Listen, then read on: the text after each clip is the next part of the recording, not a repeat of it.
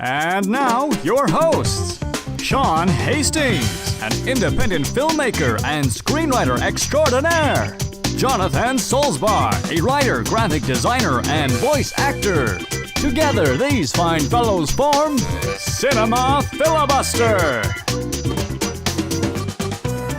And welcome to Cinema Filibuster. I am Jonathan Solzbar. And I am a very full Sean Hastings. Welcome, Sean. Welcome, John. We are conducting this podcast at IHOP, and we have with us a appetizer sampler. Oh boy, do we. So if you hear us munching and crunching, that's what we're eating. So this podcast is about Ghostbusters. 2016. Our previous podcast was about Ghostbusters.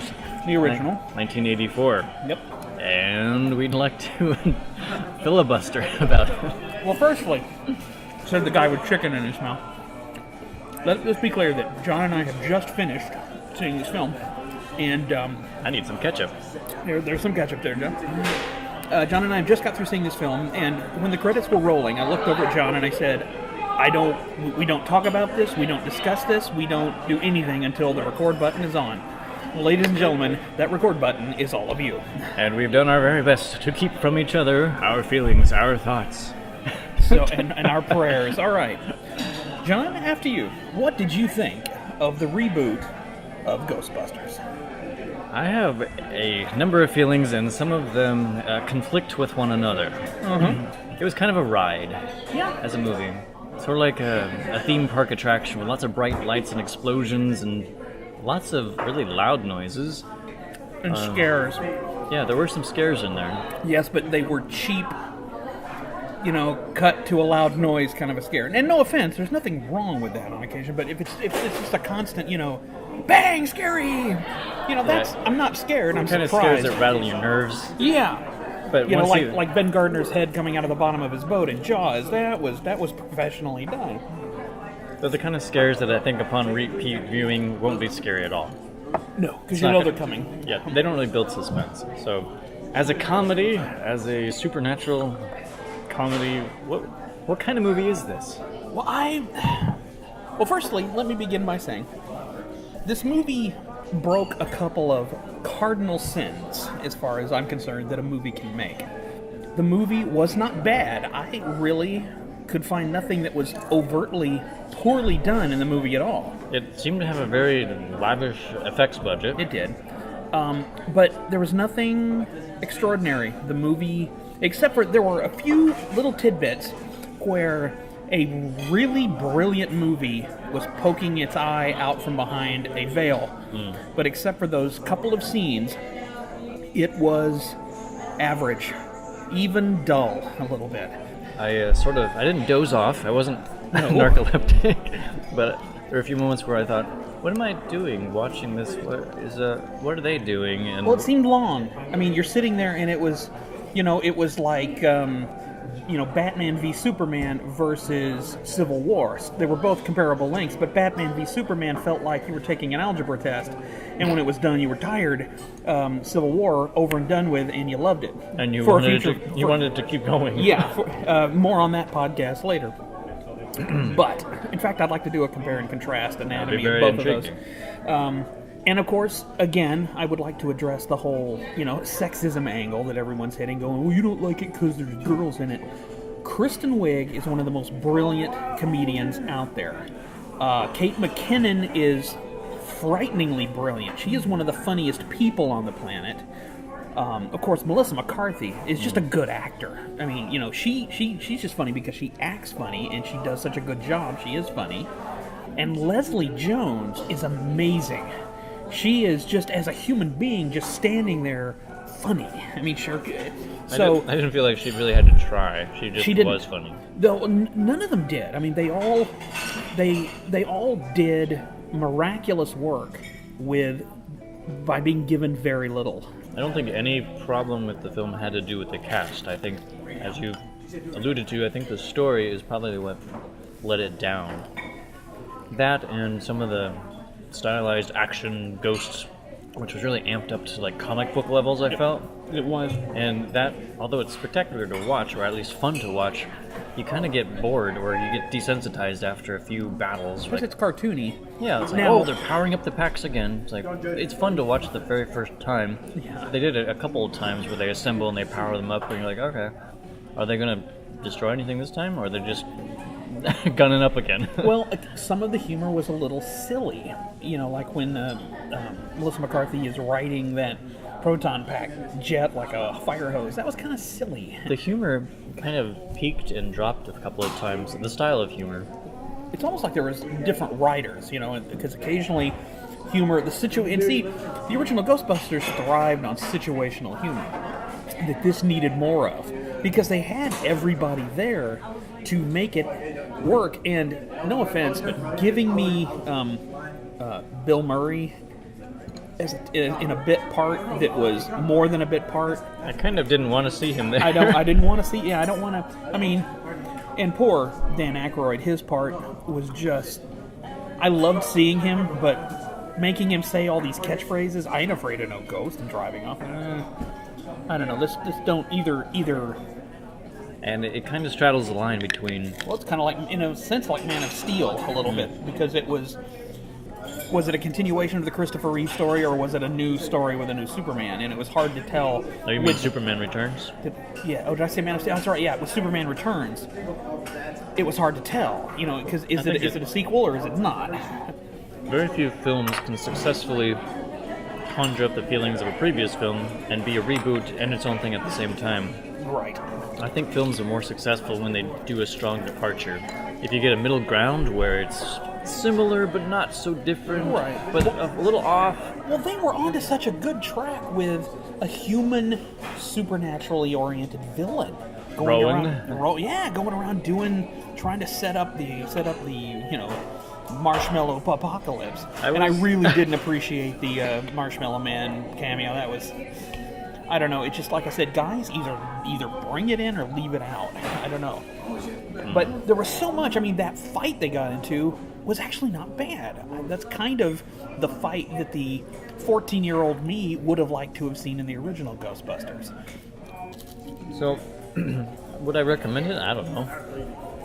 I might say, yeah, it's a fun way to spend an evening. It depends on who. I would recommend it to some people, but not to others. So you said it did commit some cardinal sins, which it bored you? Mm-hmm. And it didn't stand out in any way? No. It was not extraordinary. And why that is a sin in this case is because the potential was there for this to be almost as good as the first one.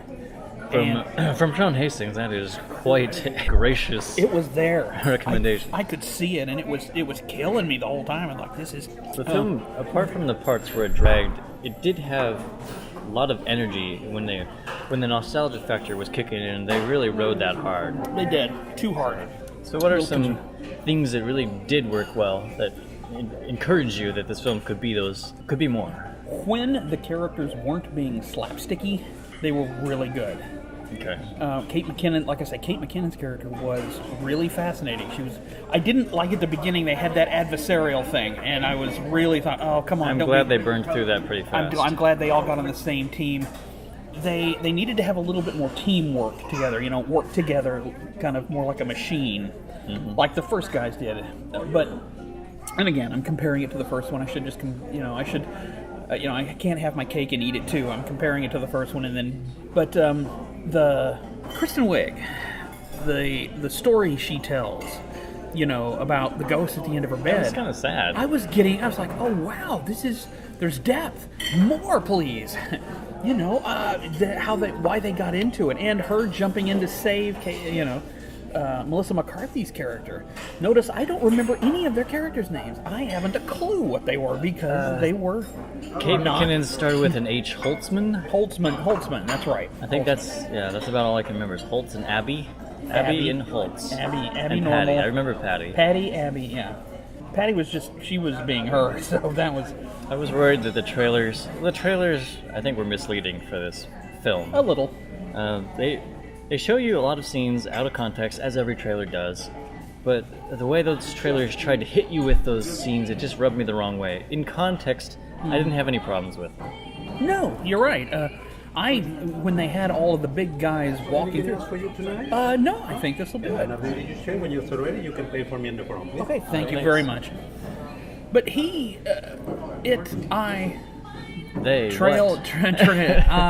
I can't tell Spock.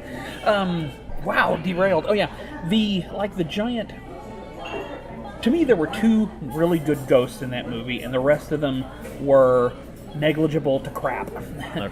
The two good ghosts were the lady at the beginning. She creeped me out. I liked her Because she didn't look. say anything. No, and Electro Boy in the subway.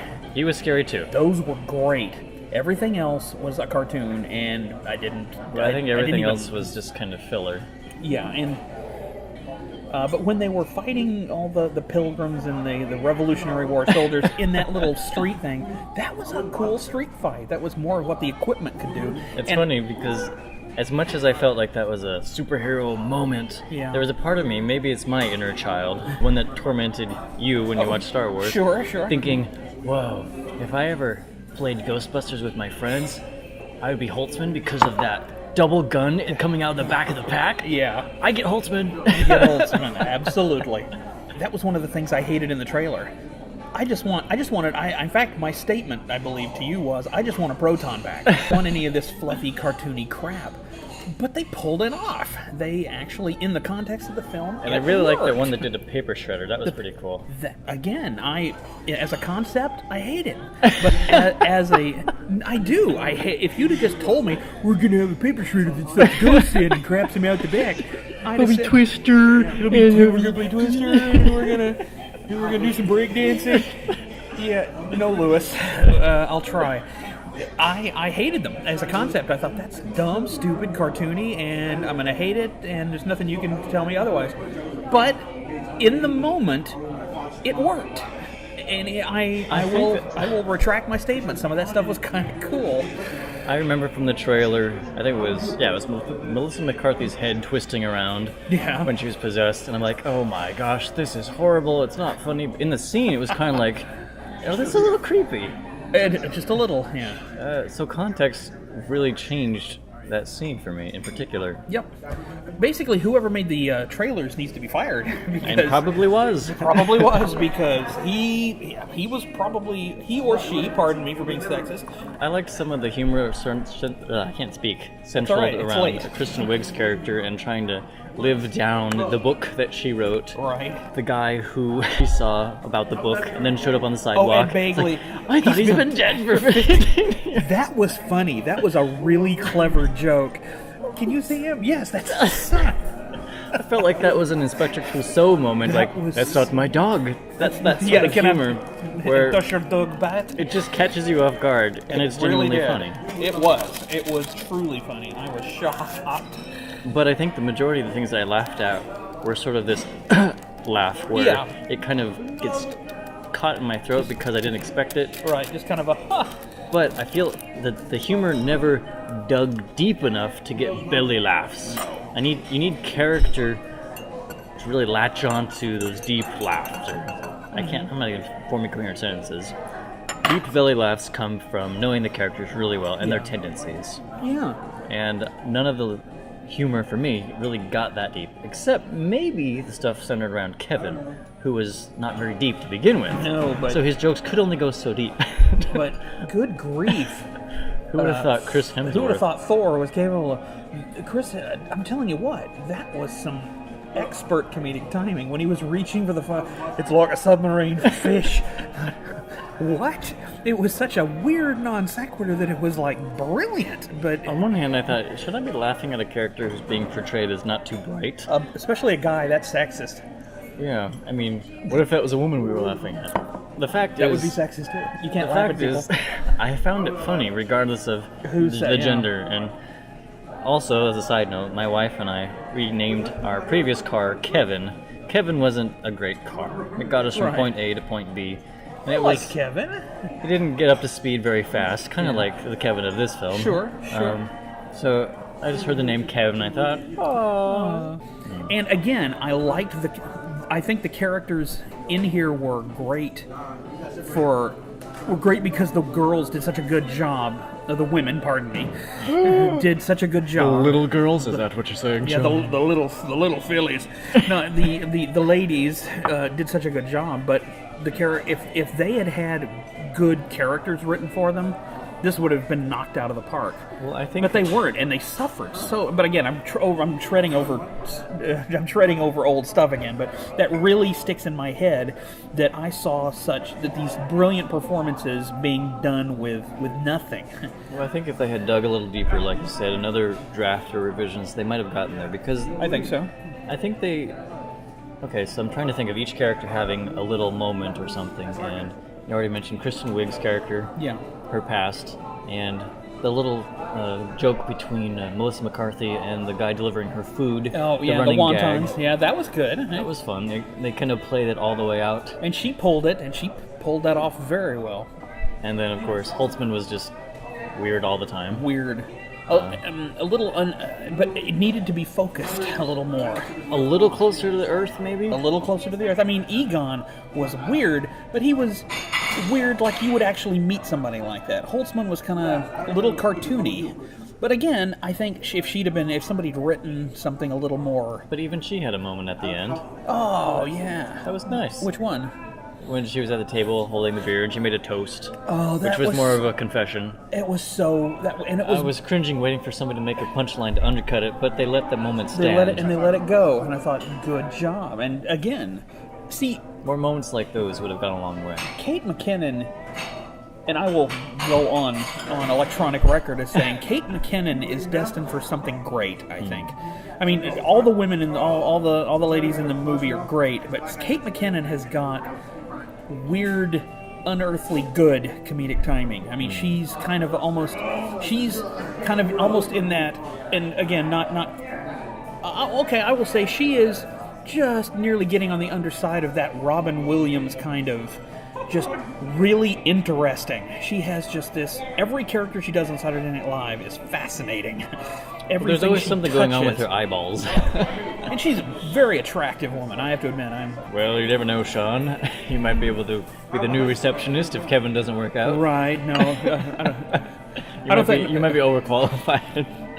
It could be. You know, something else, and I watched a few reviews of people before, of course, our definitive one that we're doing now. Yes, the filibuster is fine. Filibuster is the final word on film flippery.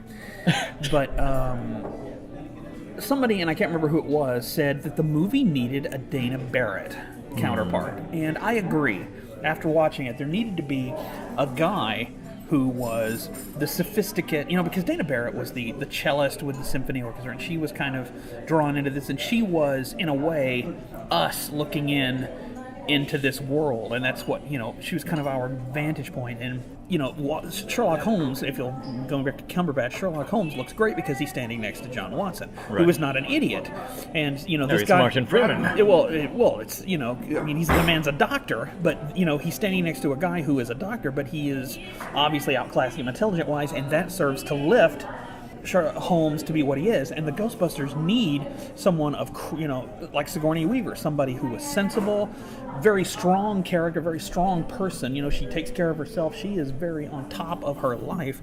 And then until her fridge becomes possessed. Because her appliances and eggs go leaping out of the deal, she had to come to the Ghostbusters for help. And this person who is so capable elevated their capabilities, which seemed cartoony at first, but now, oh crap, somebody of real credibility needs their help. And I think that that would have been nice for them to have, because the mayor coming to them every 5 seconds going, help us, oh, shut up, don't tell anybody.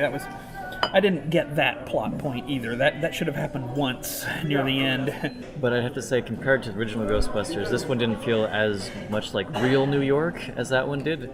It was cleaner, more polished. And considering it was Boston, because that's at least at the end it said thanks to the people of Boston. So I'm assuming that's where they shot it. It felt like the film had more editing sensibilities of modern movies, where things are faster paced. Maybe don't flow together as well, but move along as fast as they can until you hit a dead spot every once in a while. Sure. But I think Sorry. Oh, no, I was gonna say that's the problem with fast editing. You know, if you have a nice, evenly edited movie, you hit a slow spot, it's not as noticeable. But if you have a bang, bang, bang, bang, slow spots are more noticeable and are harder on. You know, if people are used to bang, bang, bang, bang, slow, the slow has to be there for whatever expositional reason, and then you have to build back up to bang, bang, bang, bang, bang again, and that's. I think earlier in the film there was a lot of. There were many scenes that I felt were. This is a static camera and we're cutting back and forth. The shots weren't composed very dynamically. It almost felt like a Saturday Night Live sketch. Very sketchy. Where I wanted the camera to move a little bit. It's like, show us something more interesting. Right. It was static. I think that changed later on in the film. You got green screen effects, you had all sorts of crazy stuff. But there were just moments that felt very much like this is just one person spouting off lines and we're cutting back and forth. Mm-hmm. But, well, you know, and the best example of cinematography in a lot of ways dooming a film was the Indiana Jones trilogy and then the fourth one. oh boy. Well, now hear me out, and this is going to sound bad because it's basically a tale of cinematographers. Raiders of the Lost Ark, Temple of Doom, and The Last Crusade were all shot by a guy named Douglas Slocum. Dougie, as Stephen would call him.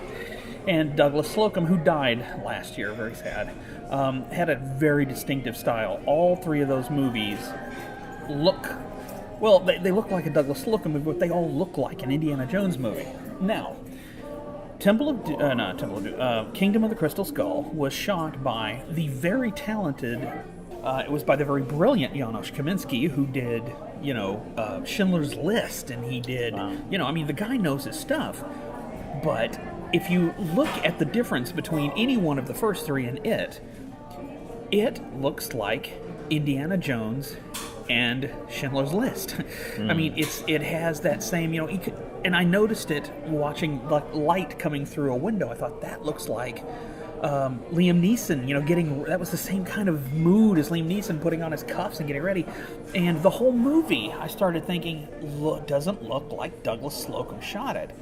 To such a degree, I think that subliminally separates that movie from the other three, and people don't even know it's happening. I do remember very early on in Crystal Skull thinking, this doesn't look right. Right, exactly. Dougie had a very dynamic, moving camera, and Janusz is all about getting close and, very intimate, which he does just incredibly well, but it doesn't suit Indiana. And I think even from apart from the fact that, I'm sorry, Kingdom of the Crystal Skull isn't a good story. And it suffers, there's a lot that it suffers from for people to not like it in comparison to the other three, but I think even on that subliminal level, it doesn't look anything like it, so it's not. So if you had to give stars to Ghostbusters 2016, how many stars would you give? I will give it a tenuous 3. Okay, I was thinking about 3. I was thinking about giving it a 2.5. I thought you would probably say 2.5. But we don't split stars here. No, we don't. But because it's better than a 2-star. So, but I'll give it just a dead, even, unimpressive 3 stars. I think the best thing I can say about it is it was not the film that I thought it was going to be. No, and that's a good thing. I thought it was going to be utter garbage. Yeah. And I'm so glad I was wrong. Part of me is hoping there will be a sequel so I can finally see the brilliant movie that was underneath this one. So the future is murky, it's bright for Ghostbusters, it's not bad? I think the future is tenuous. The future has... Ghostbusters has the possibility to... Hard to see. Always in motion the future is. Always in motion the future is. Could lead to pain and suffering. They need to... The next Ghostbusters will either finish off this franchise once and for all. Wow. Or it will improve to a point that it will be pretty good. Cool. Because they've got it all. They have got the makings of something really good. They just have to be a little bit more diligent with what they're doing. But, like I said, I think this was a 3rd draft when we needed about a 6th draft. Well, I think we about covered this film. I think we did. We've covered it in a nice layer of dirt and sod. Ectoplasm. And hopefully we'll get some flowers growing out of it. All right. I guess that's where, who you going to call? Not them, not The yet. Filibusters. The Filibusters. Not the Ghostbusters, the The Filibusters. Originally, I think we were going to call ourselves just the Filibusters. That's right, we were. We might do that again. Who knows? Well, until next time. Tell us in the comments, what do you think? Oh, yes. You can find us on SoundCloud. You can also find us on iTunes or right here at YouTube. Oh, yeah, good old YouTube. Or here at IHOP in fashionable downtown Tukwila, Washington. That's right. Hopefully you enjoyed this podcast. Give us a thumbs up, leave a comment, subscribe if you haven't already, and if you have subscribed, we thank you kindly. Thank you. We love you guys who love us first.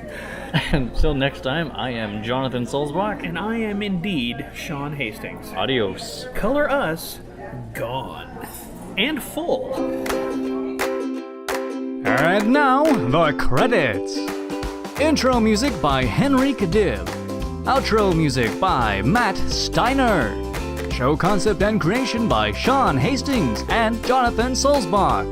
Find us on iTunes, SoundCloud, YouTube, and of course, cinemafilibuster.com. Leave a comment at any of those venues and we'll read it in a future episode. Thanks for listening.